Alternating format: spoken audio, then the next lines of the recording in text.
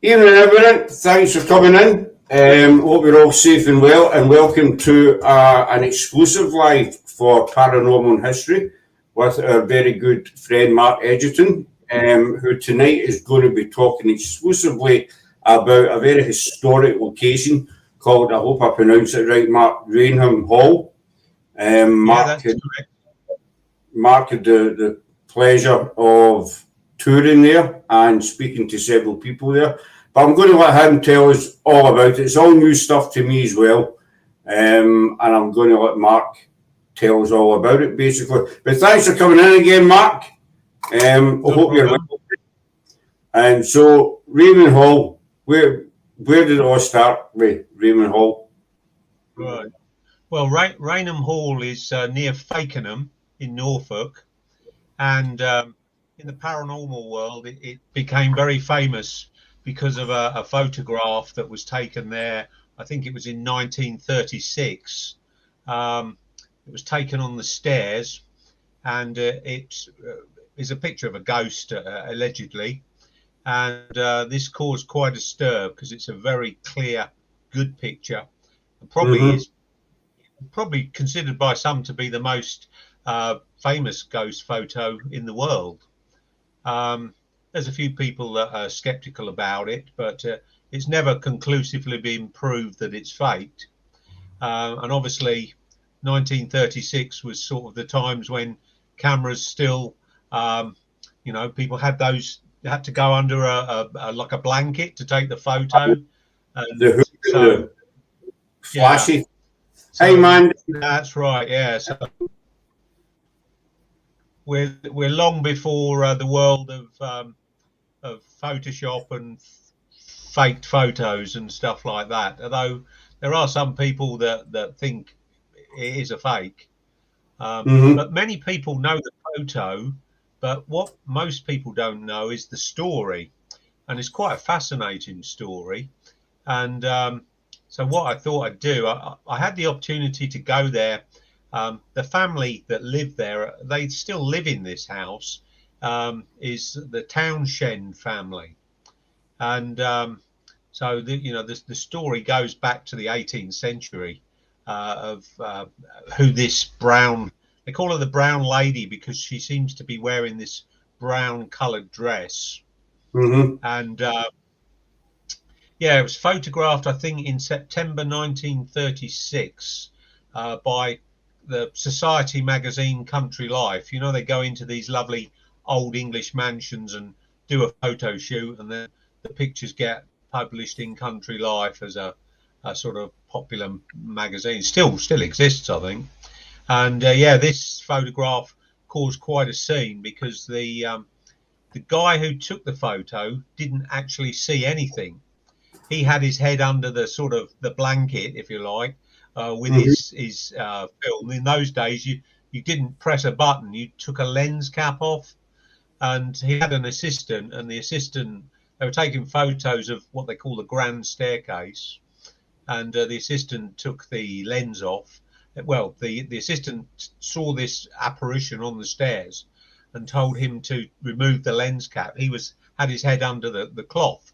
So he didn't see anything. So he quickly removed it. And of course, it wasn't instant like digital today. It had to be developed and everything. And when it came out, it caused quite a stir. I think it was taken, if I remember rightly, in September 1936. But it was around about December that same year that the photo got into circulation, and people were amazed by it because they'd never seen a photo like it. So it's quite a famous one. It is quite a clear photo. We've got, I'll put it, what I'll do is also I can share it on the screen. Excuse me, but I will put it up on our Facebook page. I think it's up in the post that I put up earlier on, actually, but I will put it back up again.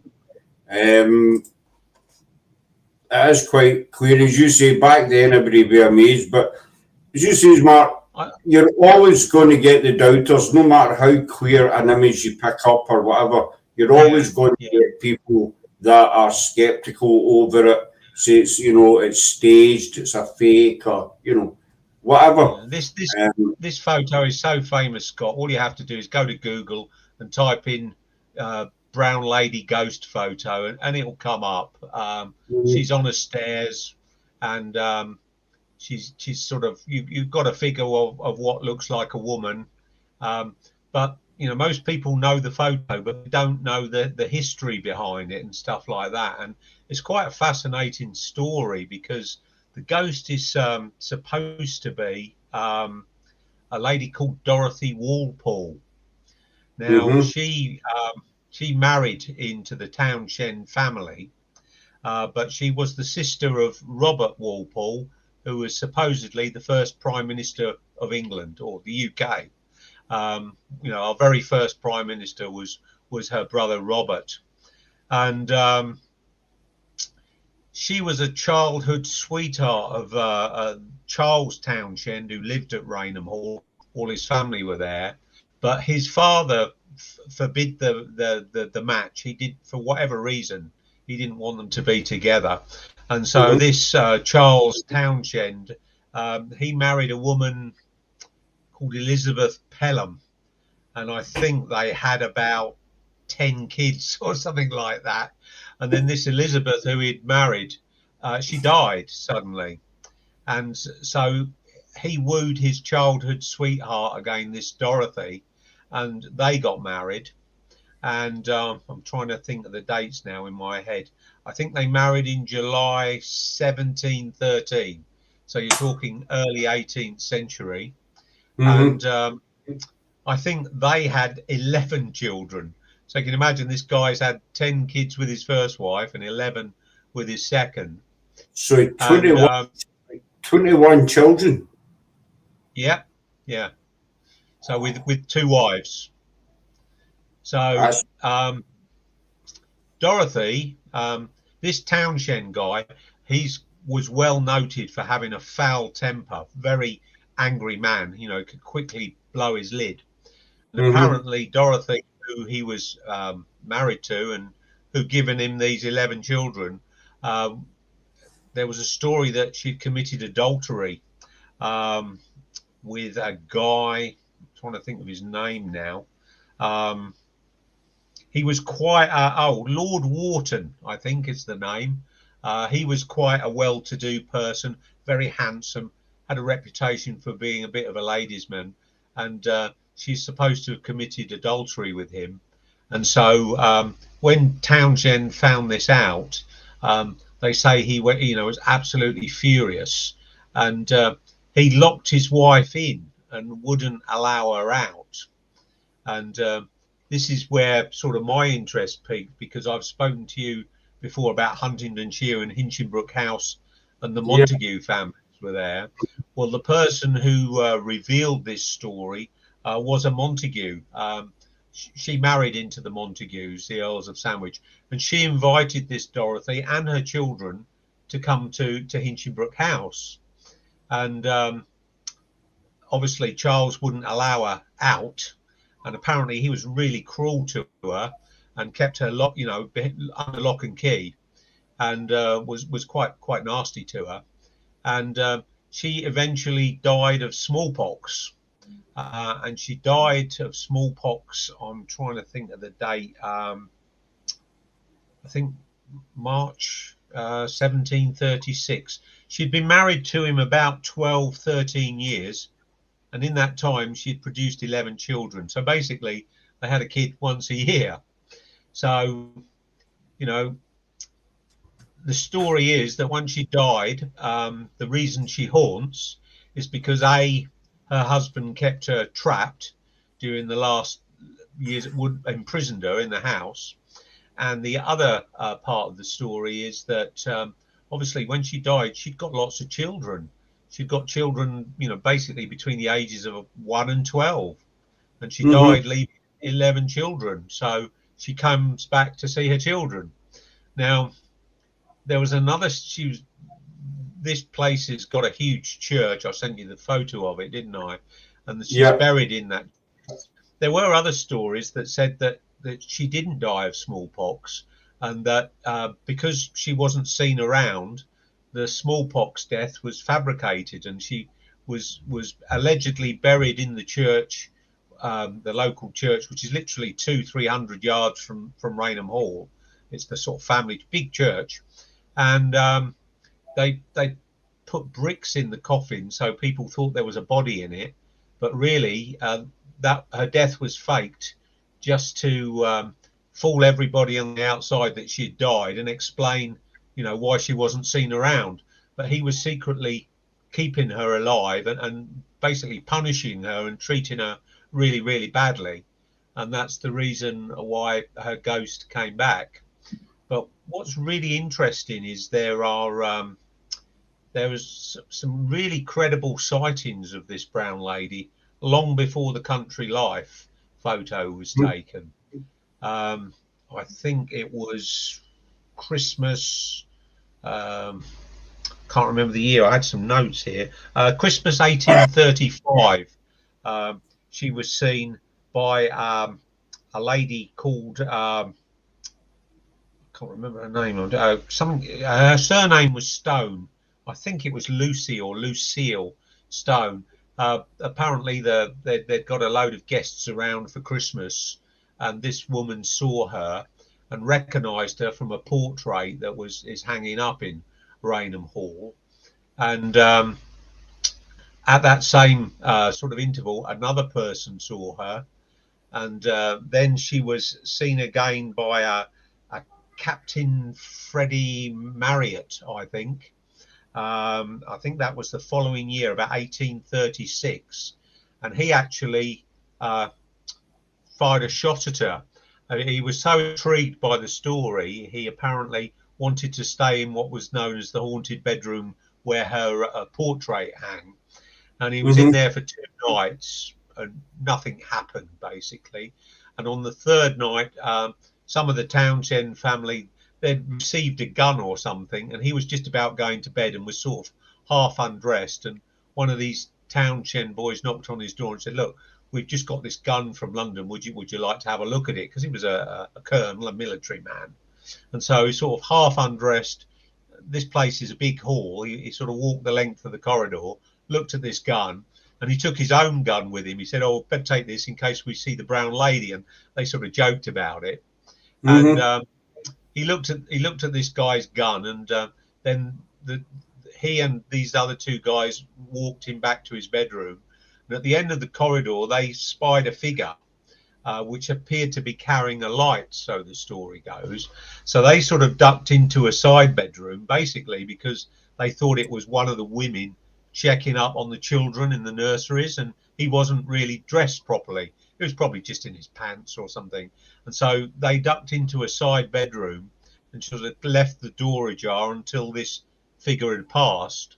And when the figure got level with the door, she apparently turned to the door as if she knew they were there, and it was this brown lady. And it gave a very description of how her face sort of glowed, but her eye sockets were pitch black, you know, like you'd see with a skull. And she gave him quite a look to scare him, and he was so infuriated he sort of went out of the room and shot her in the face.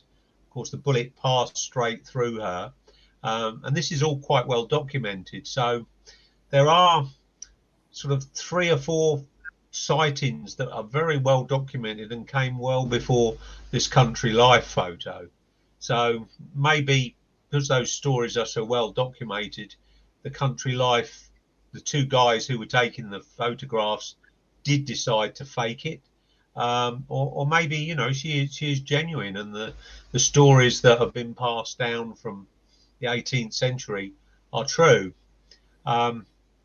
When I went there, unfortunately, I was able to walk up and down this staircase, and I would have liked to have taken some photos, but they said that the Townshend family still live in there, and I was very fortunate to be taken around personally by Lady Townshend, and she said, you know, sorry, but we've banned all photos. She said, because we had somebody in here and he asked to take a photo of the staircase, and what he was actually doing was secretly filming it, and then he loaded it up onto social media. And you know, this is, I can understand her. This is their home, and of course, as is the case, you get one idiot do something like that and everybody else suffers. She said, I'm happy for you to take photos outdoors, but, you know, we don't allow photos indoors anytime. So I pressed her on the story and said, you know, the story is what it is. You know, what's your, as part of the Townshend family, what's your take on it? And she said, well, she said, I've lived here all my life. She said, I've never witnessed anything. She said, but what's really interesting is she showed me around the place, and they've got sort of cupboards and things hidden, almost like wooden filing cabinets all over the place, because it's a big, powerful family they were, and, you know, they've got legal papers, all sorts of stuff stowed. And she said, bearing in mind that we do acknowledge that Charles Townshend had a horrendous temper, he was noted for it. If Dorothy did cheat on him, they were married for about 12, 13 years. And in that time, they had 11 children. So if he was treating her so unkindly, he was still having kids with her every year. And she said, but most interestingly, you know, she died of smallpox, which is quite a sudden death. It's not a long, slow, lingering death. But because this woman wasn't seen around in society, people were asking where she were. And then suddenly she died of smallpox. So that explained why nobody saw her anymore. And then there was rumours that she was being entrapped by her husband and was locked in the house as a punishment for what she'd done to him. And she said that obviously this lady, the Montague family, had basically asked her to come and visit and bring the children, and she wasn't allowed out. And then she died of smallpox. And she said, you know, if you were having that sort of relationship where you were keeping somebody a prisoner, you know, would you be churning out kids with them every year? And she said, well, what's really interesting is the rumours said that he was cruel and unkind to her. She said, we found medical bills and it showed that he'd hired the best physicians in the world. And he said, not for smallpox. This went on for some years. He'd spent a small fortune. And he said, we believe that what she actually had, because remember, he'd had 10 children with his first wife, and then he had another 11 with her. We believe that she had what we would call dementia nowadays, which wasn't understood in the 18th century. You were just seen as being mad. And these big, powerful families, like they're basically, they all intermarry. And if you've got, you know, anybody in your family that there was any madness, they wouldn't want to marry into that family because of crossing the genes and madness developing. So what we would take today as, you know, if somebody's got dementia, they escape and go missing and stuff like that. So they would have probably had to keep her locked up, and they wouldn't have wanted the outside world to know she probably just had dementia, but to the outside world then she was a mad woman. And so they wanted to protect their family's name and didn't want the family to be perceived as, you know, having madness in the family. But she said, you know, we actually found these bills where he'd hired some of the finest physicians in Europe to come and try and treat her, because obviously early 18th century, dementia as we know it wasn't understood. So exactly. she said he appears to have cared for her very much. And these medical bills proved it. And, you know, if she just suddenly died of smallpox, that's a fairly, you know, you catch smallpox and you know, if it's not treated and which it probably wouldn't have been in that time, you know, you die fairly quickly. So she said we had bills that went over a period of years. So she said it's our belief that, and all the inside the family, the information that's been passed down through generations in the Townshend family, you know, say that you know, he adored Dorothy. She was his first love, his childhood sweetheart. His father wouldn't let him marry her. Obviously, when he married his first wife and she died, I think his father had since passed, and so he was in a position where he was able to pursue, married again, and he went back to his childhood sweetheart because they'd had something that was there from their childhood. And that barrier, sorry, Mark, the barrier was away. Yeah, to churn out children like they did. They had 11 children, and they were married, I think, round about 12, 13 years. So you're virtually pregnant the whole time. And that's a person who you allegedly got locked up, and you're treating them badly and stuff.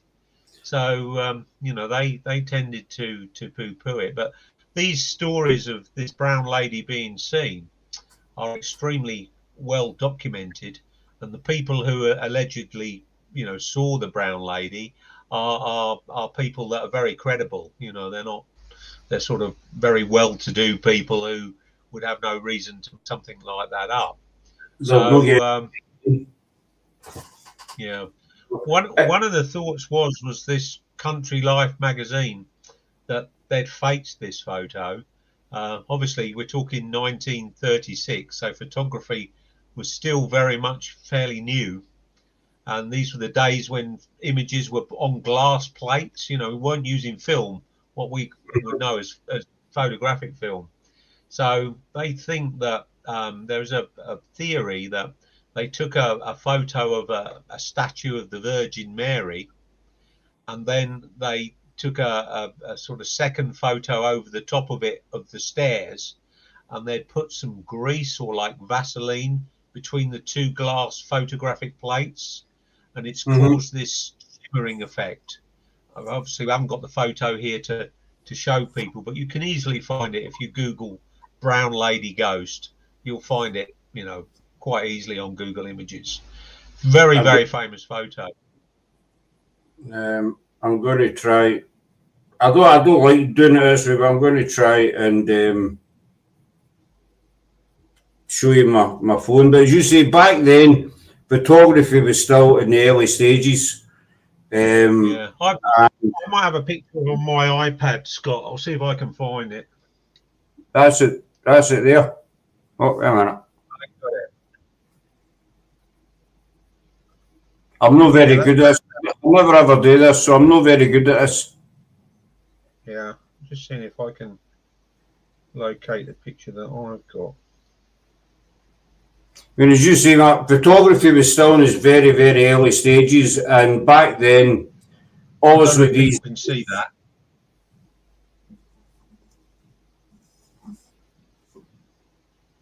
But that's if you go on Google Images and you just type Raynham Hall brown lady or brown lady ghost, you'll find it very easy. Very famous ghost photo, possibly the most famous in the world. What particularly interested people was around that time. Anybody who knows the paranormal historically will have heard of a guy called Harry Price, who was very famous for investigating Borley Rectory, which he described as the most haunted house in the UK. And Harry Price got involved with this photograph and did numerous tests and things. I mean, I don't know how sophisticated those tests were. We're talking about the time of the First World War, but he could find, he interviewed the people involved who'd taken the photo and basically investigated it, went to photographic experts, and he was convinced that it's a genuine photo. But obviously technology has moved on since then, and there are some skeptics. I think actually if I remember rightly, before I went, I did a bit of research online, and I just looked at the Wikipedia page. If you just Google brown lady Raynham Hall, there's a Wikipedia page, and the Wikipedia page is quite extensive. It, as I said, these sightings of this brown lady that happened in the 18th century, because they were very famous people, they're quite well documented, and they give a lot of information. As I said, this guy apparently stayed, this Marriott guy stayed for 3 nights to try and see this woman. On the 3rd night, left his room half dressed to go to view a gun that the Townshends had bought. and on his way back, he encountered her and discharged a shot, and that was, basically it's a very, very concise record of what happened. She basically looked at him, and he explained that her face appeared to be glowing, but her eye sockets were just dark black skulls, and she gave him, I suppose, what you would call expect a ghost that was trying to scare you, a look that would do that. And he was so infuriated, he sort of chased her, sort of went out of the room and shot her in the face. The bullet passed through her, went through another door and lodged into a wooden panel.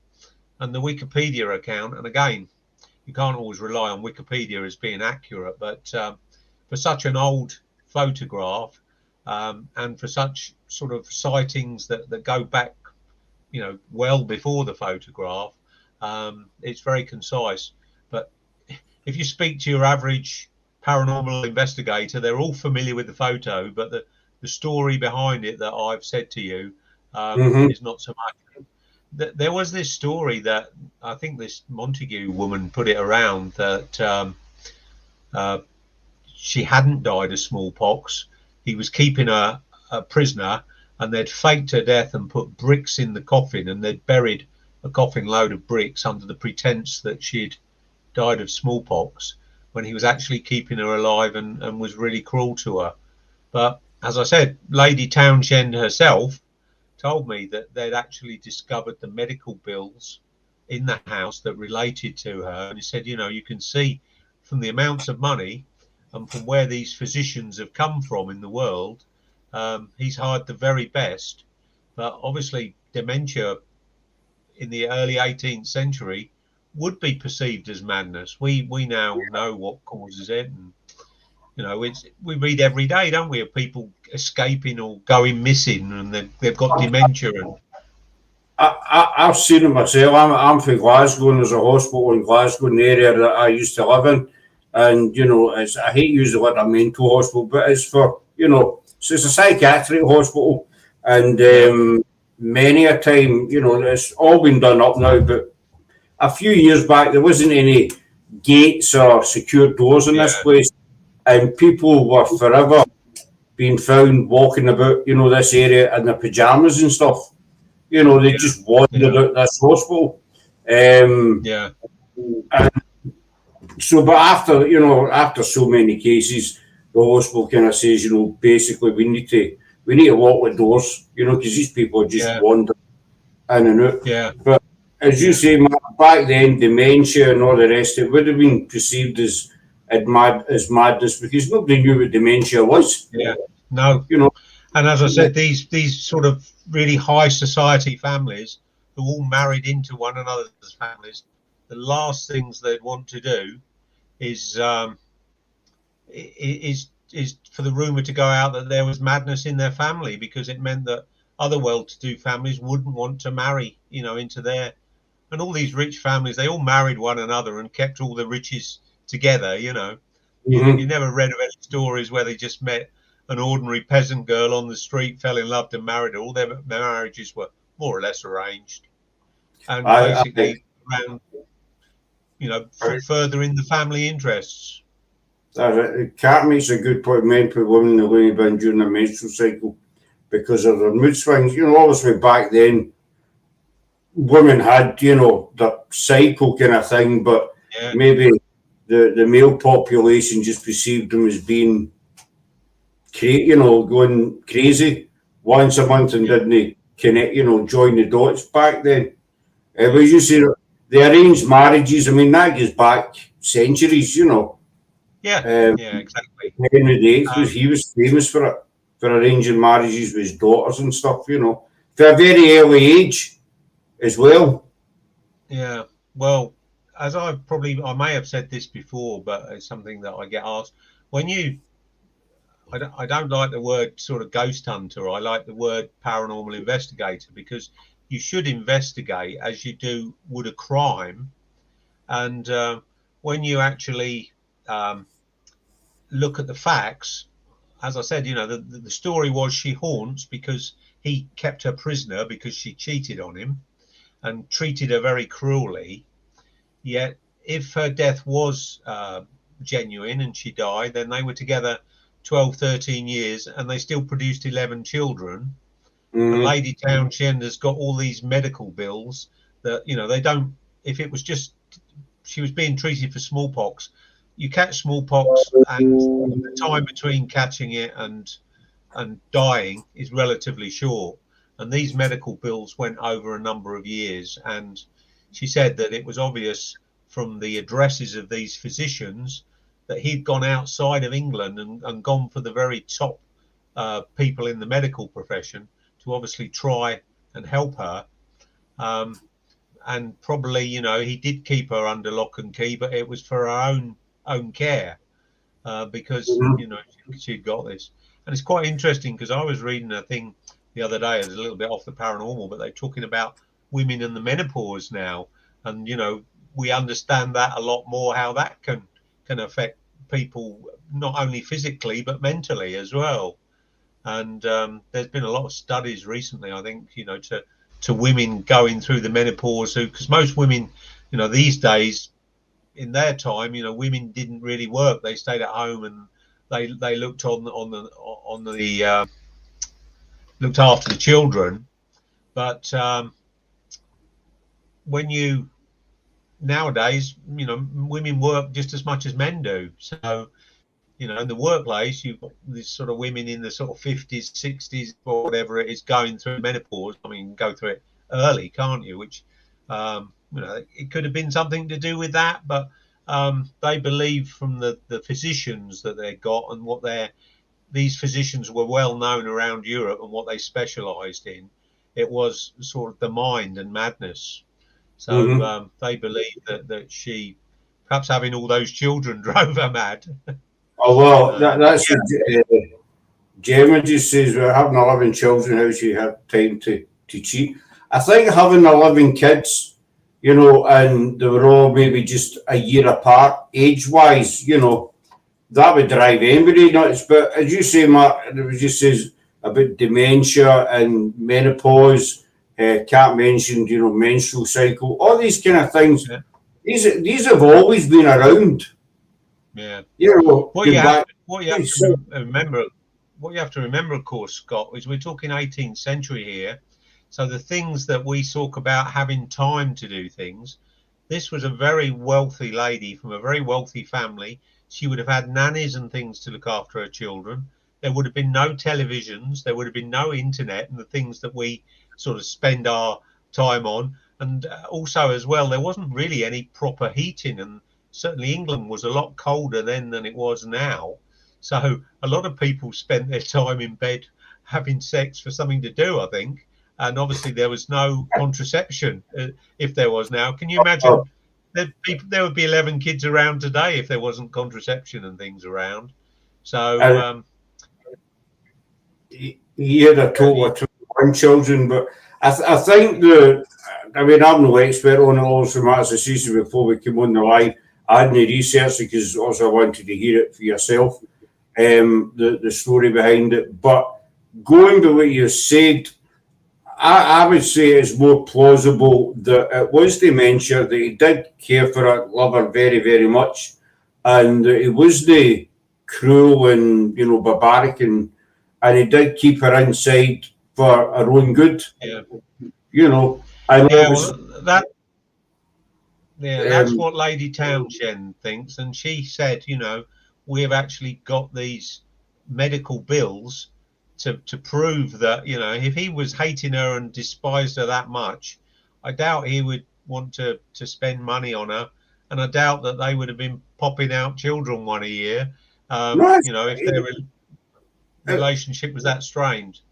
If you're keeping your sounds bad, if you're keeping your wife prisoner, you know, whatever, the last thing you want to do is you're going to spend the least amount of money possible on her. You know, you obviously feed her and whatever, and that's it. As for the children's side, I would think that'd be the last thing on your mind, you know, let's have another kid. As you see, the sightings of her, the people who have spotted her, you know, are all credible people. They've got nothing, you know, financial, nothing to gain that way. by making up these stories that they're seeing it. And I think that gives more, it's just my opinion, gives more credibility to the stories that she is real. The photograph, I'm kind of no disrespect to, anybody concerned with it, but I would say it's kind of 50-50. I mean, you know what magazines and that are like. If they can get hold of a good story, a good picture, they know it's going to sell, My gut feeling is it is a fake. A very clever fake for that time when it was done. But as I said, fooled Harry Price, which is probably the godfather of UK paranormal at the time. We're talking early 20th century. He was sort of, Peter Underwood took over from Price as the country's main man, as it were, for paranormal, but Price was taken into it. So I'm not sure, but as I said, she told me they'd still got the medical bills, they'd found them, and that they were over a long period of time. So if those medical bills just related to smallpox, you wouldn't have had smallpox for that length of time. It's a relatively short illness before death. And so their presumption is that the lady basically went mad either with all those children or had what we would know as dementia. And, she was looked after for her own safety, really. Probably couldn't swim. If you wander out in there and fall in a river, or there wouldn't have been many cars around, but there'd been horses and that running around. So probably for her own safety, they did keep her under lock and key. But as I said, there was all these theories that she didn't die, and that they put bricks in her coffin and faked her funerals. Then obviously they haven't got to explain to people where she is and why she's not seen in society. She's taking care. Did nobody ever think of digging up the grave? No, when all these stories came about, how you get some people, as in the case of Alice Nutter with Pendle, there was, I think it's still disputed to this day whether she's actually buried in Newchurch. I don't think she is, but I know there's several people over the years wanted to go and dig up the Nutter family plot to see if she's in there. I'm sure that a load of people have thought about it. I mean, you've seen the picture of the church. It's a magnificent church. So the idea of the Townsends giving permission to go and dig up one of their ancestors in their own church, I think is highly unlikely. And also as well, if they did dig it up and they found a load of bricks in the coffin, then comes the question, well, she's obviously dead now. Where is she buried?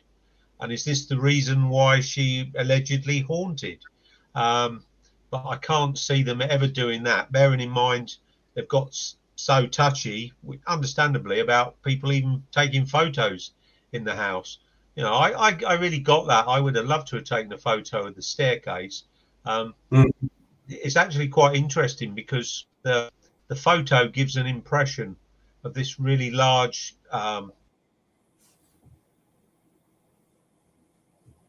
Mark seems to have gone. He's disconnected himself.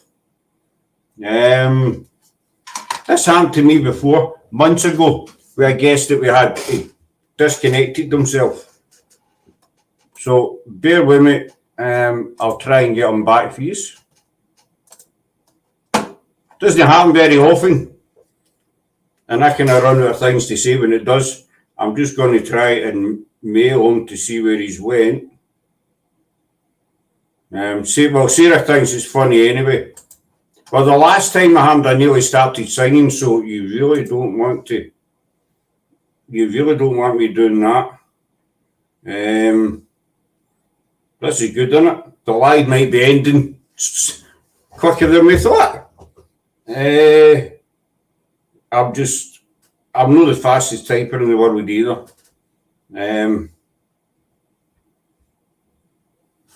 I'll just pop this one up. Don't do that. Please don't sing. Well, I might need to end up singing, Laura, because I've been left up here on my pod, on my O'Neill. Always look on the bright side of life. Let's start that again. The bright side, I can't even say it. The bright side of life. Everybody's dead sarcastic tonight. Why is that? Look, we won't have a channel left. I am a better singer than Sarah. I really am. Mark is trying to rejoin us, so you won't need a problem with singing. Hopefully, fingers crossed. You won't need a problem with singing. So just while we're waiting on Mark, I'll resend him the link. Actually, that's what I'll do. See if that seems to work. Hillbilly, hi there, Hillbilly. We have lost our guest. I'm up here alone just now. I wasn't up here alone 5 minutes ago. We do have a guest, but it seems to have cut himself off from us. But he is trying to rejoin us. So just while we're waiting and Mark coming back, just a wee brief what we've got coming up. We're on Thursday night. We have we're back on Things Network with GSI, our good friends with GSI, for a bit of chit chat. Sunday night we have Hectic Paranormal all the way from Australia. Well, they're not coming here for Australia because it's too far, but they'll be on our channel for Australia. One of them is in the chat tonight, Jem. They are coming on, and I really don't know where Mark is. Oh, hold on. He might be coming back. Bear with us. Please bear with us. No. I don't think this is going to happen. Well, this is embarrassing for us, isn't it? This is embarrassing for us. Mark says he can see me.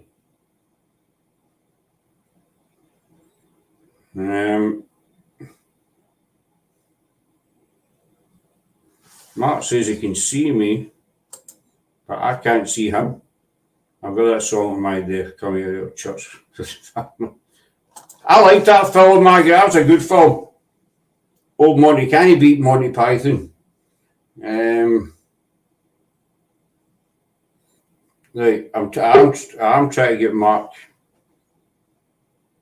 He's not coming back on. He's trying to get back in, folks. Tell the gremlins to leave the computer alone, Mark.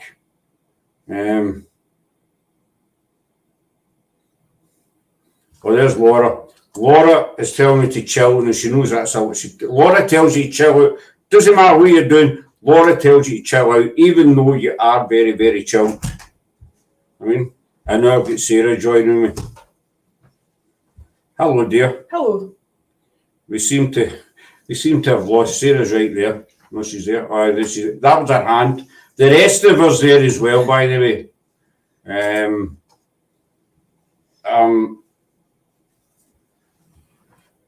Mark's saying he's backstage, but he's not.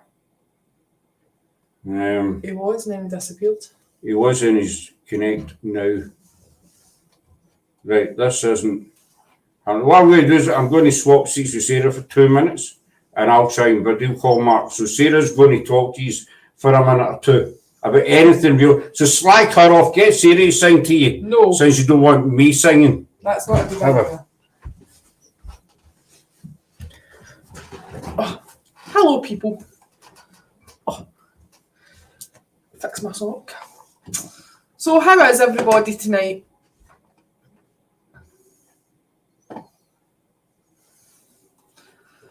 Scott's just a way to see if he can get Mark to come back on.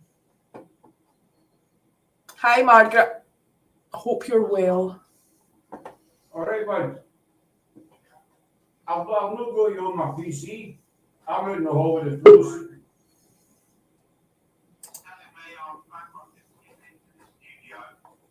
I'm good. Right, 2 seconds, I'll have another wee look. It's shown up that he says that he needs to connect his mic and camera. It's saying you're showing up, but it says Technical issues. Camera. not You might have to good. restart your PC.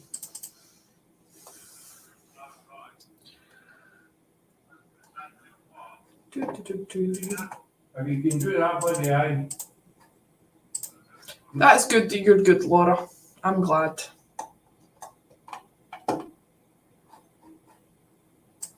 Well, this isn't going too well, is it?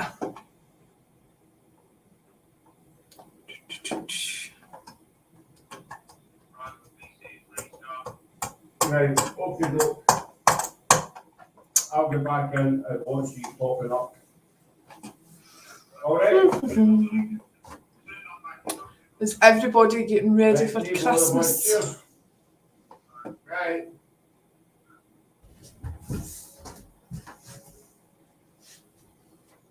I hate talking to myself. Because you don't know what to say. Alright, you can. He's restarting his computer. Tell you a joke. Don't know any. I could tell you a couple of jokes, Laura, but why keep all do the channel doll? You know what I'm saying in that. You know, I'm not allowed to swear. No, we're fine, thank you. How are you? I was just asking everybody how they were. All right. You want me to leave it there? No, you can have it back. I can have it back. Right, You can that's waffle fine. better than me. Right. I can waffle. Yeah.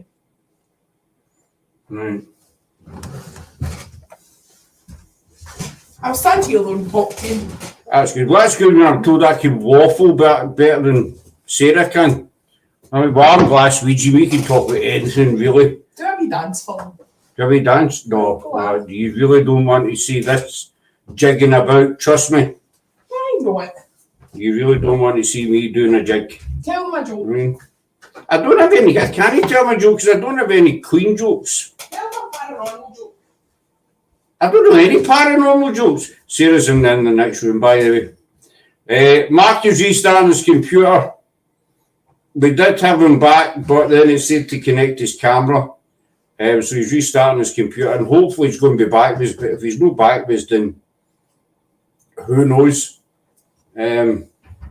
But, aye, one thing we are doing, first week in December, if anybody lives in Glasgow, then go into Glasgow the weekend, because we're going to be out and about on the streets.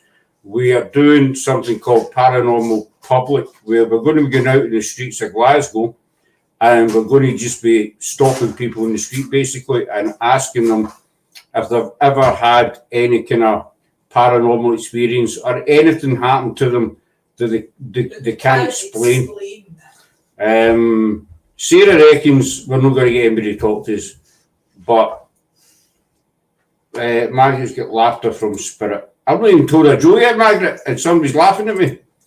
Sarah reckons nobody's going to talk to us, but I'm the mindset that, being glass Ouija myself, I'll get somebody to talk to me, even if I need to follow them around when they're doing their shopping. You know, I don't care, follow them into any store, as long as they talk to me. Is that not classed as being a bit of a stalker? Well, it could be classed as stalking, I suppose, in a way. But if I'm walking about with a basket with clothes in it, then I could just be a normal shopper. But we're going to be doing that in December to see what the general public think of the paranormal. And do they think it's real? Do they think it's kind of 50-50? Or do they think it's a load of twaddle? So, who knows? We might just get one or two people talking to us. We might get loads of people. But we're thinking Glasgow, first week in December, it's going to be quite busy. Well, same as everywhere in the UK is going to be quite busy. So we're going to be doing that. And we've got some good lives lined up for you next week as well. We do next Thursday, the 2nd of December, we do have the full Haunted Hunts team coming on to talk about season 4. We are really looking forward to that, to getting the juicy gossip, the backstage gossip, kind of that nobody's seen on camera. So everybody better watch it, because there'll be spoilers. Aye, so there'll be any spoilers. Sarah's saying there'll be spoilers. There's not be any spoilers. You need to watch it. If you've not watched season 4 yet, then give it a watch. It's on Amazon Prime, and it's you really need to watch it, because it's a whole new concept. I'm taking all the time. I've got all the talking in my head, me from certain all the ways truth, but getting there. I'm the same. I'm always hearing the voices in my head, Margaret, but I don't tell anybody because they might stick me somewhere. Hi, Sam. The Mark is still trying to get back in. Did you see my hand there? Oh no, you wouldn't have seen But my he's hand. not coming up as connected. So I would maybe end the live, Scott, there, and then give us time to fix the technical issues, and then if Mark can get back in, we'll come back on to see if you're sitting there all night waffling. good idea. I'll just advice from our tech department. What we're going to do, folks, is we're going to end the live just now. Do apologise for this. It's nobody's fault. It happens. You know, there's nothing anybody can do about it. And if we can get Mark back in, the voices are usually Sarah and they are Laura, you and your buddy. You know what I mean? In this year and in that year, and then out both years basically. I'm doing all right, Sam. Our guest is having a wee bit of trouble. We did have a guest on, but he's having a wee bit of tech trouble, so we're trying to get him back in. Thanks for coming in, Margaret Doll. You take care. We'll talk to you soon. So what we're going to do is we're going to end the live, and then if we can get him back in, then we will restart it again. I see that you sit listening to me for Lord knows how long, waffling on. But we'll try and get Mark back in because, you know, he is a really interesting guy. And that's about it, folks. So we'll put a wee notice up if we're going live again. And if not, we do apologise and we'll see you soon. So take care for now. Bye.